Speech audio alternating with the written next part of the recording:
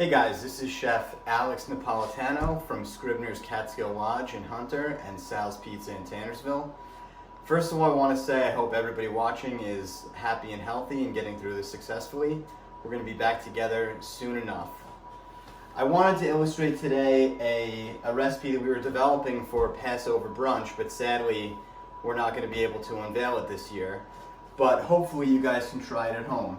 So this recipe is a matzo crust quiche that can be made very easily with very few ingredients, and it is very delicious. So the base of this crust is regular matzo ball mix that I picked up at the supermarket, and the only other ingredients are coconut oil, water, and salt. Most quiche crusts or basic pie crusts call for margarine in the crust mix, but I chose to use coconut oil because it has a more neutral flavor and it just feels lighter when you cook it as opposed to using margarine. So for this recipe, I just took the matzo ball mix, streamed in a mixture of warmed water and coconut oil, and seasoned it with a little salt. When you feel the texture of this crust when it's done properly, when you squeeze it, it's going to ball up and stay in your hand like that. Much like if you're familiar with graham cracker crust, that texture. So the next step will be to simply press it into a pie tin. In this case, we have a glass 9-inch pie tin. You're going to take some of the crust, not squeeze it too tight,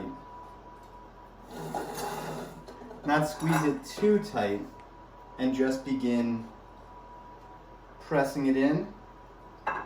You don't want to go too crazy where you're really compacting it and making it dense, because you still want it to eat very light, but you also want to give it enough strength that the filling does not try and leak through after it's blind baked. Blind baking is something that we'll show you in the next step of the video, but essentially it's par baking the crust. So when you pour a liquid filling in, such as the quiche filling, that it doesn't leak through and make the crust soggy. So once you've got the base pressed in, and this matzo ball crust smells absolutely delicious. I have not celebrated many Passover brunches, but if I was this year, I'd be happy to be eating this. So you're going to keep moving along the sides, pressing in the filling, being careful not to leave any holes.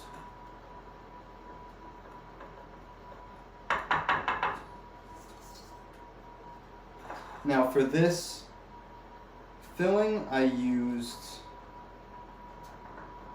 5 ounces of ground matzah or matzo ball mix to 1/3 of a cup of coconut oil and just a few tablespoons of water to loosen up the mixture. But a lot of this is going to be done by eye when you're doing it at home.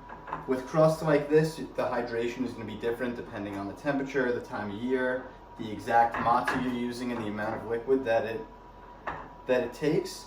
So you're just going to want to check for a texture that looks sort of like wet sand, and that when grabbed forms together.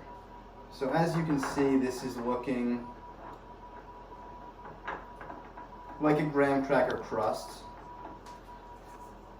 And just finish off this one side here.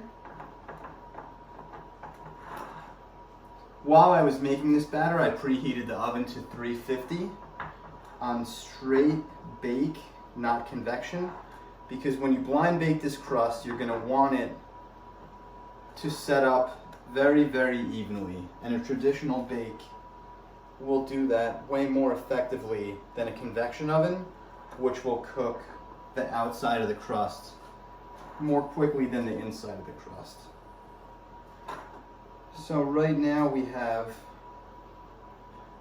a nice, even matzo quiche crust with no holes that we will blind bake at 350 for 15 minutes. So the next step will be me showing you how to fill this Matzo Quiche crust and what to fill it with. Alright, so now you can see we've blind baked our Matzo Quiche crust, and we've just let it cool a little bit. It still is carrying a tiny bit of heat, but it's just not hot enough that it'll cook the eggs and the filling when I put it in, which is the most important thing.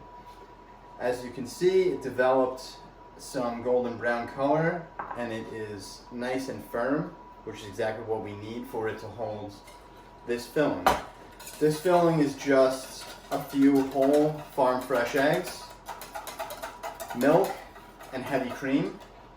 And with this base, you can add essentially whatever you'd like to flavor your quiche. In this case, being that it's early spring, I have some asparagus, some leeks, and some artichokes. The asparagus I just sliced very thin and roasted with a little bit of butter, salt and pepper. And I'm just going to add this directly into the mix. Pretty much to taste. As long as it's not too overloaded, you can add amounts of filling to your liking. Again, the leeks, I cut the greens off the leeks and sweated them down very, very slowly in some butter with a little salt and pepper. Deglaze with water a few times just until the leeks turn translucent. With leeks, when I'm preparing them, generally, unless I'm caramelizing them all the way, I like to leave a little bit of that sort of squeaky texture that I think separates leeks from other alliums, and it gives a little bit of freshness to this quiche, which is going to be very rich. And then, due to availability, I wasn't able to get fresh baby artichokes, but if I had, I would have cleaned them and braised them and cooled them and sliced them. In this case, I'm just using some canned artichokes that I sliced thin. Just gonna add them in. Artichokes are, to me, a harbinger of spring, and one of my favorite flavors, even though they're one of the most difficult vegetables to work with. I think that they will add a wonderful element to this Passover quiche. So once the filling is in, you mix up the egg base with all your flavorings, and then it's as simple as ladling in the filling into the crust and then cooking it.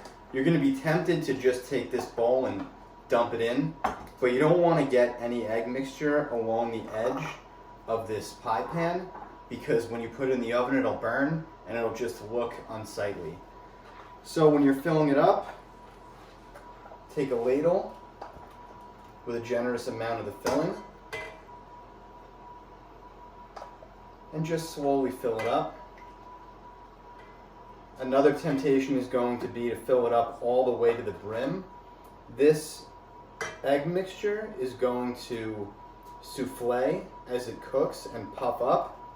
So you want to fill it up about 2/3 to 3/4 of the way, and then leave it to set.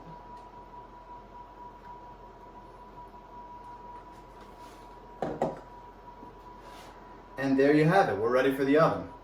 So the next step will be to cook it again at 350 for about 15 to 18 minutes until you can see that it's set and the top develops a nice amount of color.